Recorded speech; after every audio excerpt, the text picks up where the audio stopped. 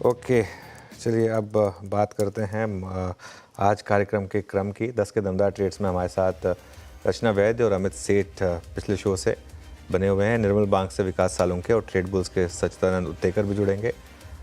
FY26 के ideas investing trends पर बात करने के लिए आज हमारे साथ बंधन AMC के CEO विशाल कपूर होंगे। उनसे बात होगी और एक हमारी जो सीरीज़ है फ़ायदेमंद फंड्स, उसकी एक नई पहल होगी, उस पर भी बातचीत होगी। साथ ही मार्केट आउटलुक पर सुदीप बंदोपाध्याय से बातचीत करेंगे। ये सब कुछ ही देर में शो में। अब आगे बढ़ते हैं, ज़रा निफ्टी पर एक नज़र डालते हैं। डे हाई पर हैं हम, लेकिन 23,570 पर, लेकिन असली खिलाड़ी आज है बैंक निफ्टी। 51,600 पर बैंक निफ्टी, मतलब उस 51,500 के जोन के ऊपर अब ट्रेड करता हुआ और सेकंड रेजिस्टेंस जोन को स्ट्राइक करने की तैयारी करता हुआ 51,600 से 51,800 का जो जोन है बैंक निफ्टी। मिड कैप में भी अब रिकवरी आ रही है। एडवांस डिक्लाइन वापस एडवांसेस के फेवर में आया। Mid cap index day high पर और एडवांस डिक्लाइन अब, जैसा मैं कह रहा हूँ, एडवांसेस के फेवर में एक बार फिर से। मोमेंटम अच्छा है मार्केट में अब इस समय। निफ्टी की जहाँ तक बात है, निफ्टी में अगर आप देखें टॉप कंट्रीब्यूटर्स, सबसे ऊपर आपको दिखाई देगा ICICI बैंक, उसके बाद लार्सन एंड ट्यूब्रो और उसके बाद HDFC बैंक। ये 3 स्टॉक्स हैं जिन्होंने अच्छा कंट्रीब्यूट किया। थोड़ा आप जोड़ दीजिए इसमें रिलायंस और SBI का भी तड़का। टाइटन, इन्फोसिस में अच्छा मोमेंटम है आज सुबह का हमारा बिग स्टॉक भी था इन्फोसिस। ICICI बैंक लेकिन क्लियरली आज का सबसे बड़ा स्टार आउट परफॉर्मर। स्टॉक्स जो नीचे हैं उनमें टाटा मोटर्स खुला 5% नीचे, अभी भी वहीं पर है। उसके अलावा डॉक्टर रेड्डीज, सन फार्मा, M&M, ये कुछ और स्टॉक्स हैं जहां पर आपको गिरावट देखने को मिलेगी। निफ्टी अब 100 पॉइंट ऊपर, बैंक निफ्टी अब 51,600 को क्रॉस करता हुआ शानदार मोमेंटम के साथ ट्रेड कर रहा है। F&O गेनर्स में BSE 5% ऊपर, NBCC 4%, bank of Baroda, union bank, REC, PFC, IRDA, PNB, basically PSUs और फाइनेंशियल PSUs, कैनरा बैंक, हुडको, इन सब में, बैंक ऑफ इंडिया, इन सब में अच्छी तेज़ी है। और नीचे स्टॉक्स हैं उनमें सोना BLW, KPIT टेक 3.5%, संवर्धन, मदरसन और टाटा टेक, ये कुछ स्टॉक्स हैं जहां पर गिरावट देखने को मिल रही है आपको। लेकिन बैंक निफ्टी क्लियरली इस समय एक बड़ी एडवांटेज लेता हुआ 51,600 के ऊपर। वीरो जी हाँ, बैंक निफ्टी एक क्लियर कट एडवांटेज बाजार के हाथ में। अब चलिए काम करते हैं क्रम के साथ। अब आपने छोटी सी समरी भी समझ ली अनुज से। आपकी स्क्रीन पे मेहमानों को रखते हैं, रचना जी और अमित सेठ जी पिछले कार्यक्रम से इस कार्यक्रम में भी। आप सभी को नमस्कार और फ्रेश पर्सपेक्टिव लेके विकास सालू के सचिदानंद उत्तेकर जी। सचिन जी गुड मॉर्निंग, आपके 2 ट्रेड्स आज के। Good morning Virendra ji, good morning Anuj ji and good morning to all the panelists. यहाँ पर हीरो मोटोकॉर्प मुझे काफी शानदार लग रहा है। In fact through out the series जितनी ऑटो में एक आउट परफॉर्मेंस आई थी, वहां पर ये पर्टिकुलर स्टॉक थोड़ा सा डिप्रेस रहा था। बट पिछले एक हफ्ते से अगर हम डेटा देखें तो लगभग अराउंड 3500 से लेकर 3600 के आसपास जो पुट राइटिंग एक्शन है वो काफी कॉन्फिडेंस दर्शा रही है। एंड जिस तरीके से कन्वर्जन हुआ है इसके 5 एंड 20 एक्सपोनेंशियल मूविंग एवरेजेस में, तो मुझे लग रहा है कहीं जाकर एक रेंज की एक्सपेंशन हो सकती है। इसके RSI ने भी एक काफी कॉन्फिडेंट ब्रेकआउट दिया है 50 लेवल के ऊपर। तो मुझे लग रहा है through out the April series ये स्टॉक थोड़ा सा सिग्निफिकेंट होना चाहिए। ट्रेडिंग मोमेंटम के लिहाज से मुझे लग रहा है 3950 तक की हेडरूम यहाँ पर अवेलेबल है, जिसे अप्रैल के सीरीज में first half of the series में देखा जा सकता है। तो यहाँ पर खरीदारी करने की सलाह होगी हीरो मोटोकॉर्प के अप्रैल के फ्यूचर्स में। स्टॉप लॉस आपको यहाँ से लगभग अराउंड 3650 पे लगाना है ऑन क्लोजिंग बेसिस। ट्रेडिंग के लिहाज से पहला टारगेट होगा अराउंड 3950 का। डिस्क्लोजर होगा कि हमने हमारे क्लाइंट्स को भी ये रिकमेंडेशन दी है। एंड जो सेकंड स्टॉक मेरे रेडार पे है वो है LTI माइंट्री का। यहाँ पर भी एक काफी शानदार लो टॉप लो बॉटम सीक्वेंस के बाद थोड़ी सी एक अच्छी कंसोलिडेशन हुई है। 60 मिनट्स चार्ट पे तो यहाँ पर एग्जिबिट हो रहे हैं कि ट्रेंड चेंजिंग मोड पे है ये पर्टिकुलर काउंटर। एंड यहाँ पर भी जिस तरीके से या जिस कॉन्फिडेंस से इसने अपने 5 day and 20 day exponential moving average के आसपास एक क्लस्टर बना दिया है, तो मुझे लग रहा है जल्दी इस पर्टिकुलर क्लस्टर से ब्रेकआउट होना चाहिए। जिस तरीके से यहाँ पर भी डेटा है 4900 के आसपास का एक स्विंग एक्सपेक्ट कर रहा हूं मैं अगले हफ्ते में। तो यहाँ पर LTI माइंट्री के फ्यूचर्स में खरीदारी करने की सलाह होगी। स्टॉप लॉस आपको लगभग अराउंड 4600 पे लगाना है on closing basis. And April के फ्यूचर में पोजीशंस क्रिएट करने हैं 4900 के टारगेट के लिए। रचना जी गुड मॉर्निंग, वेलकम बैक। बताइए आपकी 2 ट्रेड्स इस समय की। जी गुड मॉर्निंग। और मार्केट स्ट्रॉन्ग स्ट्रेंथ दिखाने की ट्राई में फिर से लगा है, तो हम दोबारा से लॉन्ग कॉल्स को चुनेंगे। और वन नेम जो मैं यहाँ पे सजेस्ट करना चाहूंगी दैट वुड बी बीएससी के फ्यूचर्स में जो मूवमेंट अभी आ रही है उसको आगे फ्रक्टिफाई होते हुए दिखाई दे रही है। So we'll buy BSC futures 4660 पे है अप्रैल के। हम यहाँ पे 4560 का एसएल लगाएंगे एंड अपसाइड पे हमारा टारगेट होगा 4800 एंड 4900। और उसके अलावा दूसरा जो कॉल रहेगा that will be in PFC और आरईसी दोनों में ही मूवमेंट आ रही है। हम पीएफसी को चुनेंगे यहाँ पे अप्रैल फ्यूचर्स पे लॉन्ग करेंगे 422 पे। हम एसएल लगाएंगे 415 पे एंड टारगेट होगा 432 एंड 435। ओके, तो यहाँ पर पीएफसी आपका एक ट्रेड हो गया, अच्छा मूव देता हुआ। अमित जी, आपके दो ट्रेड्स। जी विन जी, पहला रहेगा स्टेट बैंक ऑफ इंडिया। यहाँ पे एक मूव आ रहा है in line with PSU banks. 759 का स्टॉप लॉस रहेगा और टारगेट्स रहेंगे लगभग 780 रुपीज के यहाँ पे एसबीआई में। दूसरा स्टॉक रहेगा ग्रासिम। ये हमने कल भी दिया था। ग्रासिम में एक अच्छा खासा हमने ब्रेकआउट देखा और ये कल फॉलिंग मार्केट में भी होल्ड कर रहा था और आज एक कंटिन्यूएशन है यहाँ पे। 2560 का स्टॉप लॉस रहेगा और टारगेट्स रहेंगे 2670 रुपए के। ओके, विकास, आपके दो ट्रेड्स। गुड मॉर्निंग वीरेंद्र जी। देखो, ओवरऑल मार्केट का सेटअप आज थोड़ा पॉजिटिव साइड दिख रहा है, तो मुझे लगता है दोनों भी मेरे जो काउंटर है वो बाय साइड रहेंगे, दोनों भी लार्ज कैप में है। पहले बैंकिंग में एक्सिस बैंक में एक अच्छा बेस बना चुका है। यहाँ पे इंट्राडे सेटअप बहुत स्ट्रांग लग रहा है 60 मिनट में, तो 1090 के स्टॉप लॉस से एक्सिस बैंक को यहाँ पे बाय करना है। ऊपर में जो टारगेट निकल के आ रहा है वो 1160 के आसपास का है, तो 1160 के आसपास के टारगेट यहाँ पे मुझे लगता है वापस एक्सिस बैंक में देखने मिल सकते हैं, जो 2 दिन पहले से थोड़ा सा रिट्रेस होते हुए देखने मिल रहा था। यहाँ से वापस मुझे लगता है अपसाइड मोमेंटम कैरी करेगा। दूसरा मेरा बाय कॉल रहेगा आईटी में इन्फोसिस में।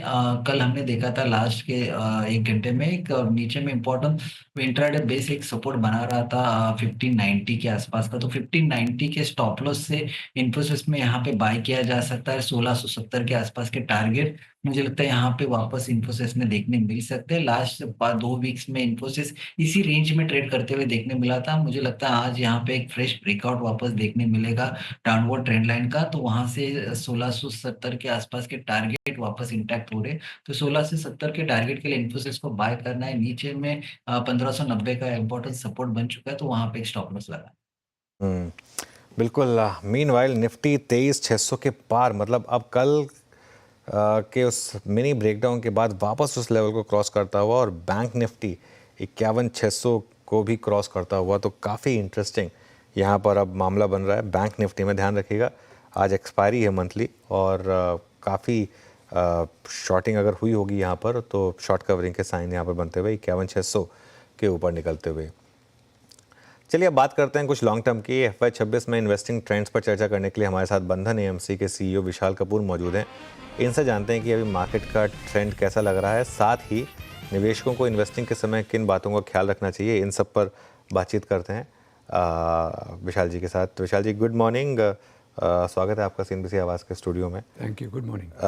तो बताइए इस समय क्या आपका एक व्यू बन रहा है मार्केट को देखकर, जिस तरीके के पिछले कुछ दिनों में ट्रेंड रहे हैं और जिस तरीके की रिसेंट मूवमेंट रही है। पहले हमने एक बहुत बड़ी करेक्शन देखी, उसके बाद ट्रम्प टेंट्रम, उसके बाद एक बहुत शानदार रिकवरी। इस समय जो बाज़ार जहाँ पर है, आप कैसे देख रहे हैं इसे? देखिए, बाज़ार को लंबे या लॉन्ग टर्म के हिसाब से देखना इन्वेस्टर्स के लिए उचित रहेगा। नियर टर्म क्योंकि काफ़ी 3-4 सालों में बढ़ोतरी रही है मार्केट में। आई थिंक जितने मार्केट पार्टिसिपेंट्स ही सभी कॉशन कर रहे थे कि थोड़ा नियर टर्म वॉलेटिलिटी हो सकती है, थोड़ा कंसोलिडेशन का फेज़ आ सकता है। अगर 6-8 महीने साल भर भी अगर ज़्यादा पैसे नहीं बने तब भी कोई बहुत ज़्यादा परेशानी की बात नहीं है। वो चीज़ हमने जनवरी-फरवरी में काफ़ी शार्पली देखी। 2-3 उसके कारण थे हमारे ख्याल से। एक तो ट्रंप के प्रेसिडेंसी में आने के बाद जो टैरिफ रिलेटेड जो अनसर्टेनिटी आई, उसके साथ साथ US डॉलर थोड़ा स्ट्रॉन्ग ज़्यादा हो गया, US ट्रेजरी यील्ड्स बढ़ गई। तो इसमें क्या होता है कि जनरली FIIs फिर होम मार्केट में चले जाते हैं बिकॉज वहाँ उनका मुनाफा ज़्यादा है। इमर्जिंग मार्केट ज़्यादातर ने देखा कि पैसे बाहर निकले और ज़्यादातर इमर्जिंग मार्केट्स इंक्लूडिंग इंडिया में थोड़ी गिराव आई। साथ ही साथ हमारा जो रिज़ल्ट्स था इंडिया का वो बहुत ज़्यादा स्ट्रॉन्ग नहीं था लास्ट क्वार्टर का, उसके भी अलग कारण है। अब जब हम आगे देखते हैं तो ये काफ़ी सारी चीज़ें रिवर्स होती दिख रही हैं। तो इस कारण से आई थिंक इस मार्च में हमने थोड़ी बहुत बढ़ोतरी देखी है। अगर 3-4 महीने और वॉलेटिलिटी रहे, बिकॉज अभी भी सिचुएशन बहुत ज़्यादा स्टेबल नहीं है, रोज़ आप देखते हैं न्यूज़ में कि कोई ना कोई टैरिफ रिलेटेड या इकोनॉमिक कोई डिस्ट्रप्शन रिलेटेड कुछ न्यूज़ आती रहती है, तो इसलिए कोई बहुत घबराने की बात नहीं है अभी। तो ये जो टैरिफ रिलेटेड न्यूज़ हैं, ये कब तक आपको लगता है मार्केट को इम्पैक्ट करेंगे? क्या मार्केट इनके साथ जीना सीख जाएगा, या फिर इसकी वजह से आगे थोड़ा सा प्रेशर रहेगा मार्केट के ऊपर? देखिए, ये तो बोलना बहुत मुश्किल है, लेकिन ये हमें इसलिए जानना मैंने चाहिए कि देखिए, वॉलेटिलिटी कोई ना कोई रूप लेके आई जाती है मार्केट में। आज वो टैरिफ है, कल वो डॉलर होगा, कल ग्रोथ होगी, कभी इन्फ्लेशन होगा, कभी जियोपॉलिटिकल रिस्क है, वॉर है, कुछ ना कुछ तो देखिए चलते ही रहते हैं। सभी निवेशकों को पता है कि कुछ ना कुछ ऐसे कारण वॉलेटिलिटी का उभर के आता ही रहता है। लेकिन हमें ये देखना है कि अब जब इन्वेस्ट कर रहे हैं तो आप किस लिए इन्वेस्ट कर रहे हैं और क्या क्या देख के इन्वेस्ट कर रहे हैं। वहाँ पे ज़्यादातर इंडियन इन्वेस्टर्स इंडिया की ग्रोथ को देख के इन्वेस्ट करते हैं। इंडिया का ग्रोथ का जो ट्रेजेक्ट्री है वो हमें लगता है फिर भी काफ़ी बरकरार है। 1-2 क्वार्टर की अगर थोड़ी बहुत स्लो डाउन भी अगर होता है, उसके बाद आई थिंक जो पॉजिटिव फैक्टर्स हैं इंडिया, वो देख के हमें चलना चाहिए एंड उसके हिसाब से हमें इन्वेस्ट करना चाहिए।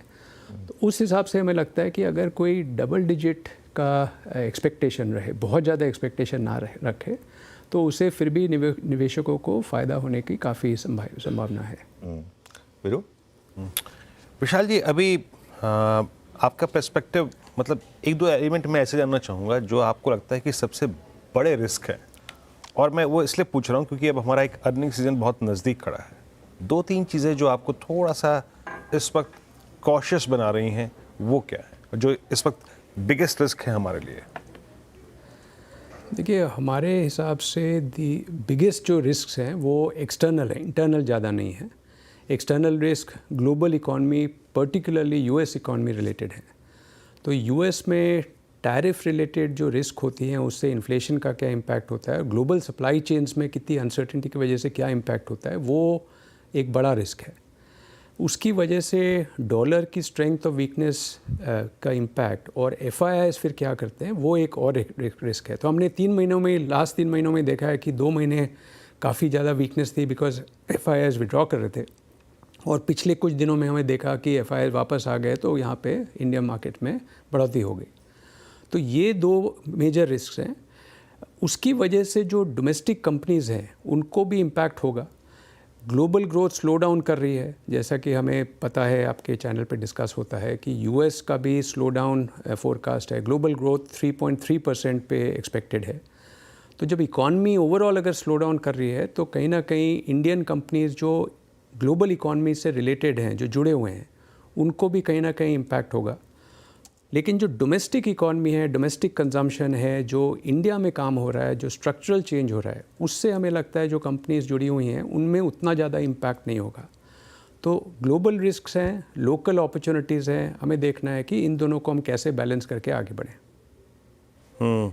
तो ऐसे में विशाल जी, सेक्टोरियल ट्रेंड्स को देखते हुए और आपकी जो पोर्टफोलियो स्ट्रेटजीज है उसको देखते हुए, मतलब आप लोगों ने अप्रोच क्या रखी है? किन सेक्टर्स को आपने प्रेफर किया है, कि इसको थोड़ा सा बैकफुट पे रखा है? एलोकेशंस कैसे रखे हैं आप लोगों ने? देखिए, हर फंड हमारा अलग होता है, उसकी एक अलग स्ट्रैटेजी होती है। लेकिन अगर ब्रॉड टर्म्स में देखें तो हम थीम्स लेके चलते हैं कि क्या थीम हमें लगता है कि अच्छा करेगी। तो एक तो पोस्ट कोविड हमने ये देखा है कि जो अर्बन कंजम्पशन है, जो एफ्लुएंट कंजम्पशन है, वो अभी भी काफ़ी स्ट्रॉन्ग है और वो काफ़ी बढ़ भी गया था। करेक्शन के बाद काफ़ी सारी कंपनीज़ हैं जो हमें लगता है कि रीज़नेबल हो गई हैं। वहाँ पे हमें लगता है डिमांड की कमी नहीं है। तो अब चाहे वो रेस्टोरेंट्स देखें, चाहे आप एयरलाइंस देखें, होटल्स देखें, ज्वेलरी देखें, तो हम सब अर्बन सिटीज़ में देखते हैं कि कंजम्पशन की कोई कमी नहीं है। तो वो एक थीम है, हमें लगता है कि वो कंटिन्यू कर सकता है, जो वाइट कॉलर कंजम्पशन है। तो एक थीम हमें वो ठीक लगता है। दूसरा, हेल्थ केयर एक साइक्लिकल अपॉर्चुनिटी है। आई थिंक डिफेंसिव तो है ही, बट वो हमें लगता है कि काफ़ी अच्छा हो सकता है। जियोपॉलिटिकल रिस्क जब बढ़ती हैं तो डिफेंस से रिलेटेड जो सेक्टर्स हैं, हमें लगता है कि मीडियम टू लॉन्ग टर्म में उन्हें फ़ायदा हो सकता है, बिकॉज अब इंडिया का सप्लाई चेन उस साइड में काफ़ी बढ़ता जा रहा है। तो ये 2-3 हमें फैक्टर्स लगते हैं कि अच्छा है। और फाइनेंशियल सर्विसेज हमें लगता है कि जो इंडिया का फाइनेंशियलाइजेशन का जो ट्रेंड है वो लॉन्ग टर्म एक थीम है, इसलिए चाहे वो बैंक्स हो या वेल्थ मैनेजमेंट फर्म्स हो, ब्रोकिंग हो या फिनटेक हो, जो न्यू एज कंपनीज़ हैं जो उससे बेनिफिट कर सकती हैं, इन सबको फ़ायदा हो सकता है। बट ये सब मीडियम टू लॉन्ग टर्म के हिसाब से देखना पड़ेगा। इंडिविजुअल स्टॉक्स कभी कभी थोड़ा हो सकता है ओवर प्राइस अभी भी हो। ओके, अच्छा अब बात करते हैं, क्योंकि आप एक म्यूचुअल फंड के सीईओ हैं और काफ़ी पैसा म्यूचुअल फंड्स में आ रहा है, और अब जो हमारा शो है फ़ायदेमंद फंड्स, वो बंधन बैंक प्रेजेंट करेगा उस शो को। आप जो इन्वेस्टमेंट स्ट्रैटेजी है, जो एमफी के डेटा पॉइंट्स हैं, उनको देखकर आपको क्या लग रहा है? क्या अभी भी रिटेल कॉन्फिडेंट है इस मार्केट में, लगातार पैसा डाल रहा है, और पैसा क्या अभी भी mid cap small cap funds में ज़्यादा आ रहा है? अभी भी रिटेल को लग रहा है करेक्शन के बावजूद कि वही सही है? तो आई थिंक अच्छा सवाल है। आई थिंक इस करेक्शन में हमने एक ये चीज़ देखी है कि जो इंडियन इन्वेस्टर का रेजिलियंस है वो काफ़ी उभर के आया है इस बार। क्योंकि पिछले कई सालों में, पिछले अलग साइकिल्स में अगर इस तरह का करेक्शन होता, 15, 20, 25% का करेक्शन हमने देखा है कोई सेक्टर्स में, कोई एरियाज़ में, वहाँ पे जो रिटेल इन्वेस्टर की घबराहट है वो ज़्यादा होती। और पिछले साइकिल्स में ये देखा गया है कि स्लो डाउन भी ज़्यादा होता। बट इस बार हमने देखा कि जनवरी, फरवरी, मार्च का जो अभी तक डेटा देखा है उसमें ऐसा कोई ख़ास स्लो डाउन नहीं है। एसआईपी की जो मात्रा है वो आपने देखा हेडलाइन लेवल पे अभी भी बहुत स्ट्रॉन्ग है। तो इस जो 2 महीने का कंसोलिडेशन करेक्शन हुआ है उसमें इस बार हमें लगता है कि बहुत ज़्यादा लोगों को परेशानी नहीं हुई है। ये भी ज़रूरी है देखना कि जो इन्वेस्टर्स हैं, एक तो चाहे वो मीडिया के द्वारा हो या जो एडवाइज़र्स हैं उनके द्वारा हो, डिस्ट्रीब्यूटर्स हैं उनके द्वारा हो, उनमें अवेयरनेस भी ज़्यादा है।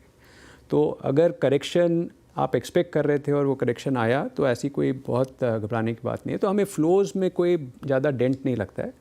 अब फ़्लोज़ कहाँ जाते हैं, जैसे कि आपने कहा पहले मिड कैप स्मॉल कैप में जा रहे थे, थीमेटिक्स में जा रहे थे। अभी भी जो फरवरी तक का डेटा था उसमें भी काफ़ी मात्रा वहाँ पे जा रही है। काफ़ी उसमें जो प्रपोर्शन है वो एसआईपीज़ के थ्रू है। तो ये कोई टैक्टिकल इन्वेस्टमेंट नहीं है, ये लॉन्ग टर्म इन्वेस्टमेंट है। इसलिए उस बेस का फ़्लो वहाँ पे होना काफ़ी अंडरस्टैंडेबल है, स्वाभाविक है।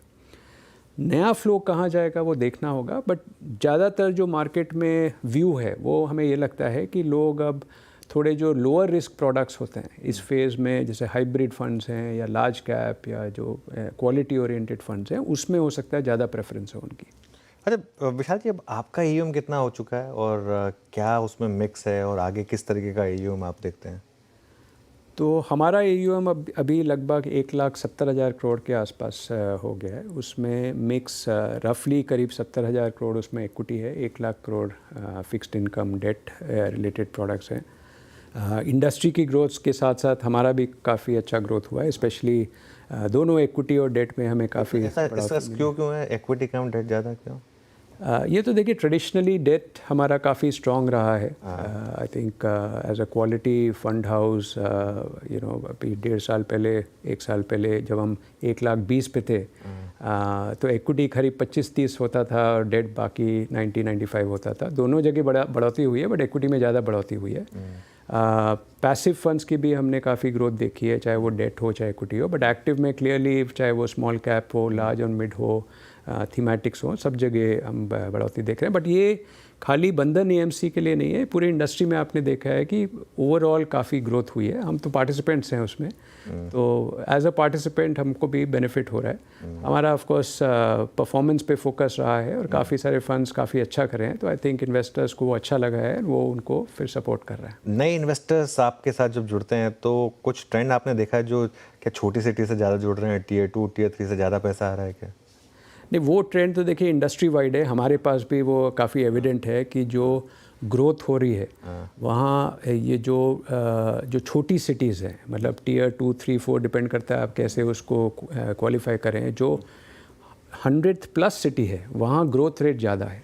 तो अब mutual fund as a vehicle ये अच्छा लगता है देख के कि जो पहले बहुत कॉन्सेंट्रेटेड रहता था, पहले 15, 20, 30, 35 सिटीज़ में कॉन्सेंट्रेटेड रहता था, वो आज करीब सैकड़ों सिटीज़ में पहुँच गया है।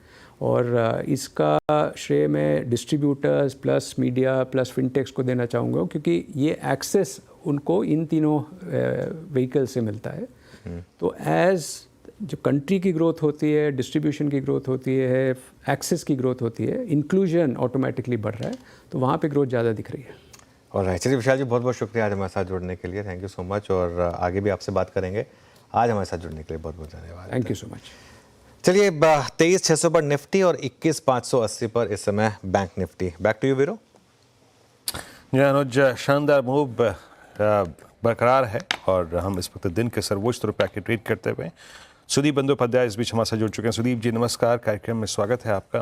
और 2 दिन सॉफ्टनेस रही और लग रहा था कि वो जो पुल बैक हमारा शॉर्ट कवरिंग के थ्रू हमें मिला वो शायद सिंक हो रहा है, बट आज बाजार में थोड़ी सी स्टेबिलिटी है। बट ये जो फ्रेश एक वेव टैरिफ्स की चली है और आज जिसका इम्पैक्ट ऑटो पे विजिबल है, क्या वो थोड़ा सेंटिमेंट को बिगाड़ेगी? संदीप जी, आपका व्यू क्या है इस वक्त मार्केट्स पे? 2 चीज मैं आज की ट्रेडिंग के बारे में बताना चाहूंगा। पहली बात है, ये इस वीक का एफएनओ क्लोजर है, एफएनओ सेटलमेंट वाला दिन है, और ये फाइनेंशियल ईयर का भी एक तरह से अगर आप देखिए लास्ट एफएनओ सेटलमेंट है। तो आज वोलेटिलिटी रहेगा, ये हम लोग पहले से ही एक्सपेक्ट कर रहे थे। और रही बात 2 अप्रैल के ट्रंप साहब के टैरिफ की, ऑफ कोर्स वोलेटिलिटी रहेगा, ऑफ कोर्स अनसर्टेनिटी है। हर रोज सुबह अनाउंसमेंट कुछ आता है, शाम को और कुछ आता है, तो कंफ्यूजन तो बहुत जबरदस्त है। और जो ऑटो सेगमेंट को लेके जो स्पेसिफिक ऐलान किया गया है कि 25% टैरिफ इररेस्पेक्टिव ऑफ ओरिजिन, जो यूएस में मैन्युफैक्चर नहीं हो रहा है ऐसे गाड़ियों पे यूएस में लगेगा, वो तो बहुत सारे कंपनीज को इंपैक्ट करेगा और उसका असर मार्केट में भी देखने को मिल रहा है। तो शंका तो है ही, वोलेटिलिटी तो है ही, पर ये मैं जरूर कहूंगा कि डोमेस्टिक फैक्टर्स अच्छे लग रहे हैं, सारे डोमेस्टिक जो इंडिकेटर्स हैं वो ठीक ठाक लग रहे हैं। अब इंतजार है वोलेटिलिटी, ग्लोबल वोलेटिलिटी को थोड़ा कंट्रोल में आने का। एफआईआईज भी पॉजिटिव मूड बना रहे हैं इंडिया के लिए, ये भी अच्छी बात है। तो और देखिए, आरबीआई का क्रेडिट पॉलिसी में हम लोग बहुत कॉन्फिडेंट है कि इस बार वापस रेट कट आएगा, वो भी मार्केट के लिए एक बहुत पॉजिटिव संकेत लाएगा। तो पॉजिटिव फैक्टर्स सारे हैं, एक्सेप्ट ये ग्लोबल जो अनसर्टेनिटी टैरिफ को लेके है, इस पे ध्यान रखना पड़ेगा। ये ऑटो को अभी थोड़ा छुएं या फिर अवॉइड करें सुदीप जी, आपके मुताबिक इस डिप को कैसे रीड करना चाहिए? इसका एक लॉन्ग लास्टिंग इम्पैक्ट होगा आपके मुताबिक? देखिए, स्पेसिफिक अगर बात करें तो टाटा मोटर्स को लेके शंका है कि 1/3 ऑफ देयर जैगुआर जो प्रोडक्शन होता है वो यूएस पे जाता है, और ये यूएस में उनका कोई फैसिलिटी नहीं है, तो सारा इंपोर्टेड है। तो ये टैरिफ टाटा मोटर्स को जरूर हिट करेगा। तो obviously Tata Motors at this stage, जब तक क्लैरिटी नहीं है, अवॉइड करना बेहतर होगा। कुछ ऑटो कंपोनेंट कंपनीज जैसे संवर्धना मदरसन है और भी है, जिनका भी बहुत बड़ा हिस्सा यूएस में जाता है, तो ये भी थोड़ा अवॉइडेबल है। अगर ऑटो सेगमेंट में देखना ही है तो शायद मारुति जैसे कंपनी पे ध्यान दिया जा सकता है एट दिस स्टेज। उनका world over spread out exports है और अच्छा पकड़ भी है वहां पे, डोमेस्टिक कामकाज भी ठीक ठाक चल रहा है। जो रूरल और अर्बन डिमांड का जो इम्पेटस सरकार की तरफ से दिया गया है, जो टैक्स में छूट मिली है, ये सब का कुछ ना कुछ असर मारुति को पॉजिटिव जरूर मिलेगा। तो मारुति पे जरूर ध्यान दिया जा सकता है। सस्ता नहीं है डेफिनेटली, पर लॉन्ग टर्म के लिए कोई प्रॉब्लम भी नहीं है। ओके, चलिए, तो ऑटो पे एक थोड़ा सा विचार हमने कर लिया क्योंकि सबसे ज़्यादा प्राइस डैमेज आज ऑटो में ही हुआ था। और एक दो बास्केट को लेके आइए आज जो अच्छा कर रही हैं, आज बैंक्स अच्छा कर रहे हैं। और सुदीप जी, बैंकों में आपका झुकाव किस तरफ है? I mean HDFC bank, Kotak, private banks पे या फिर पीएसयूज पे भी थोड़ा सा आप अब नज़र डाल रहे हैं? अब आपका अर्निंग सीजन किक स्टार्ट होने वाला है और मेरे ख्याल से Q4 में डेफिनेटली ये बैंक्स जो हैं वो ट्रेजरी गेंस तो इस बार होगा क्योंकि बॉन्ड यील्ड्स काफ़ी कोलैप्स हुई हैं 10 ईयर 5 ईयर। बैंकों में अब थोड़ा सा यहाँ पे पिक करना हो तो थोड़े शॉर्ट टर्म पर्सपेक्टिव से क्या बेटर स्विंग देगा? देखिए, मुझे तो एसबीआई बहुत अच्छा लगता है। वैल्यूएशन के लिहाज से I think it's definitely worth buying current level पे, और शॉर्ट टर्म तो है ही, पर मैं तो लॉन्ग टर्म के लिए भी एसबीआई खरीदने की सलाह दूंगा। जबरदस्त करेक्शन ऊपर लेवल से हुआ है, उसके बाद अभी थोड़ा स्टेबल हुआ है। हमको मालूम है क्रेडिट ग्रोथ का इकोनॉमी में अच्छा आने वाला है, आ भी रहा है। एसेट क्वालिटी सिग्निफिकेंटली इंप्रूव हुआ है, सारे सब्सिडियरीज अच्छा कामकाज कर रहे हैं। तो ये सारे जो संकेत हैं पॉजिटिव है। और इकोनॉमी में ब्याज दर कम हो रहा है, ये भी बैंकों को बेनिफिट करता है। तो सारे संकेत नजर में रखते हुए मैं तो एसबीआई खरीदने की सलाह दूंगा। आईसीआईसीआई या एचडीएफसी में भी कोई दिक्कत वाली बात नहीं है, बहुत अच्छा परफॉर्मेंस आईसीआईसीआई का पिछले करीब 8-9 क्वार्टर से रहा है। अभी भी इस क्वार्टर में भी बहुत अच्छा परफॉर्मेंस, आपने ट्रेजरी गेन का जिक्र कर ही लिया है, एचडीएफसी में भी अच्छा परफॉर्मेंस की संभावना है। पर वैल्यूएशन के लिहाज से और कंपैरेटिवली अगर किसी को एक बैंक लेना है तो मैं स्टेट बैंक को ही सजेस्ट करूंगा। एसबीआई ही सजेस्ट करेंगे आप, वो ज़्यादा आपको स्ट्रांगली प्लेस लगता है। अच्छा, बैंकों की बात हो गई यहाँ पर, हमें मोटे तौर पे हमने ऑटो को पूरा कर लिया इस चर्चा में। थोड़ी बाइंग इस बार लोअर लेवल से पिछले 5-7 दिन में कैपिटल गुड्स में सुदीप जी विजिबल है, और इस बार कमांड कर रहा है इस पूरे अपस्विंग को एल&टी या फिर कुछ और? आपकी जो list of I think capital goods में जो प्लेसमेंट है वो एल&टी की कहाँ पर है इस वक्त? बिल्कुल ऊपर में है। एल&टी तो हम पिछले करीब 6-8 महीने से भी ज्यादा से बुलिश है, और हम मानते हैं कि बहुत अच्छा कामकाज हो रहा है। देखिए, वो जो बड़ा ऑर्डर कतार का मिला है वो रिकॉर्ड ऑर्डर मिला है, और सबसे बड़ी बात है कि जो ये इंटरनेशनल ऑर्डर्स आ रहे हैं ये इंक्रीमेंटल मार्जिन्स पे आ रहे हैं, तो ओवरऑल मार्जिन प्रोफाइल चेंज हो रहा है। ये जो ऑर्डर आ रहा है ये ब्लेंडेड वे में करीब 10% प्लस मार्जिन इसमें होगा, और आप आज के दिन में एवरेज एल&टी का बुक का मार्जिन करीब 808% है। तो ये सारे जो नए ऑर्डर्स आ रहे हैं मार्जिन एक्रेटिव हो रहा है, और जैसे मैं कह रहा हूँ मार्जिन प्रोफाइल चेंज होगा, और कामकाज बहुत अच्छा चल रहा है। आने वाले दिनों में और भी इंप्रूव होने की संभावना है। ऑर्डर बुक तो बहुत ही तगड़ा है और भी तगड़ा हो रहा है। इम्प्लीमेंटेशन पे भी बहुत ज्यादा ध्यान है, अनरिलेटेड डाइवर्सिफिकेशन से बाहर निकल चुके हैं और निकल भी रहे हैं, वर्किंग कैपिटल एफिशिएंसी बढ़ रहा है। तो ये सारे जो अगर आप देखें और वैल्यूएशन भी देखें तो बहुत ही अट्रैक्टिव लग रहा है लार्सन टुब्रो। सीमेंस खरीदारी चल रही है बहुत, पर इसमें मैं थोड़ा सतर्क करूंगा, वैल्यूएशन चीप नहीं है। पर सीमेंस में जो कहा जा रहा है कि जो सीमेंस का ग्लोबल पेरेंट है वो सीमेंस इंडिया को आउटसोर्सिंग के लिए इस्तेमाल करेंगे। जो ग्लोबल ऑर्डर्स यहाँ पे आएगा और इंप्लीमेंट होगा वो डोमेस्टिक कंपनी के लिए बहुत अच्छा साबित हो सकता है। पहले हमने कमिंस में यही प्ले आउट होते हुए देखा है पिछले 2-3 साल में, और शायद अब सीमेंस डीमर्जर के बाद सीमेंस में भी यही होगा। तो अगर ऐसा होता है तो सीमेंस में कोई दिक्कत वाली बात नहीं है, पर शॉर्ट टर्म के लिए नहीं। अगर कोई सीमेंस में खरीदारी करना चाहते हैं तो लॉन्ग टर्म के लिए खरीदें। चलिए सुदीप जी, बहुत बहुत शुक्रिया, आप इस कार्यक्रम में शामिल हुए और इस छोटी सी चर्चा में मज़ा आया। कन्विक्शन आपके कहाँ कहाँ पर हैं और ऑटो को आप कैसे ट्रीट कर रहे हैं इस फॉल में, सब पे अपनी टिप्पणी करिए। आपने बहुत बहुत शुक्रिया। ओहो, तो आज बाजार थोड़ा सा रंगत दिखा रहा है और नीचे सिंक नहीं हुआ, और क्या strong pull back. We are at day high 23613 and Nifty bank in super commanding portion लगभग 51,596, और निफ्टी आईटी वो जो एक फियर ऑफ कोलैप्स था कंसिडरिंग आई थिंक नेस्डेक की प्राइस परफॉर्मेंस को देखने के बाद, वो एज ऑफ नाउ नहीं हो रहा है। खैर, याद रखिएगा एक्सपायरी का डे है, ऑप्शन राइटर्स के लेवल्स को थोड़ी सी रिस्पेक्ट दीजिएगा। आपको एक ब्यूटीफुल ट्रेड मिला लगभग 200 पॉइंट के स्विंग का, 200 पॉइंट के स्विंग का। Now give space to call writers zone. इस कार्यक्रम में इतना ही, चलते हैं अब श्रेया और कंचन के पास, और आपकी कोई दुविधा है किसी भी स्टॉक को लेकर, पूछना चाहते हैं कोई प्रश्न, जरूर पूछिएगा। छोटे से ब्रेक के बाद टुडेस हॉटलाइन में।